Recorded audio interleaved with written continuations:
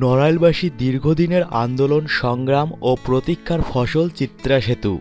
স্বপ্নের এ নির্মাণাধীন চিত্রা সেতুটি বাংলাদেশ ক্রিকেট দলের সর্বকালের সেরা অধিনায়ক মাশরাফির নামে চান নড়াইলবাসী। মাশরাফির নামে সেতুটির নামকরণের জন্য জেলার সামাজিক, রাজনৈতিক, সাংস্কৃতিক, সাংবাদিক, জনপ্রতিনিধি, ব্যবসায়ী সহ বিভিন্ন মহল থেকে দাবি উঠেছে। নড়াইল এক্সপ্রেস খ্যাত এ তারকা ক্রিকেটারের নামে সেতুটির নামকরণ করতে সামাজিক যোগাযোগ মাধ্যমগুলোতেও গড়ে উঠেছে আন্দোলন। দাবি বাস্তবায়নে প্রয়োজন হলে রাজপথে আন্দোলনের নামার ঘোষণাও দিয়েছেন তারা। শেষাবধি প্রধানমন্ত্রীর হস্তক্ষেপ কামনা করতে পারেন বলেও জানিয়েছেন ভক্তরা।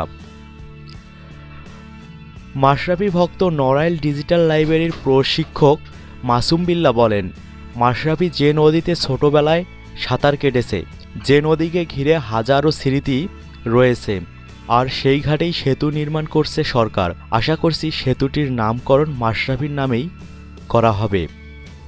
স্থানীয় সরকার প্রকৌশল অধিদপ্তর এলজিআইডির বাস্তবায়নে নড়াইলে পুরাতন ফেরিঘাটে 28 কোটি 20 লাখ টাকা ব্যয়ে 140 মিটার দীর্ঘ চিত্রা সেতুর নির্মাণ কাজ শুরু হয়েছে 2015 সালের 20 এপ্রিল থেকে।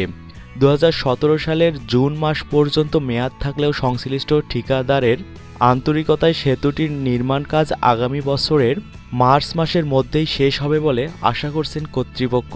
ব্রিজটি চালু হলে জেলার অন্তত 7 লাখ মানুষ দুর্ভোগ থেকে মুক্তি পাবে। তবে নড়াইলবাসীর প্রত্যাশা, প্রধানমন্ত্রীর হস্তক্ষেপে সেতুটির নামকরণ নড়াইলের কৃতি সন্তান তারকা ক্রিকেটার মাশরাফির নামেই নামকরণ করা হবে।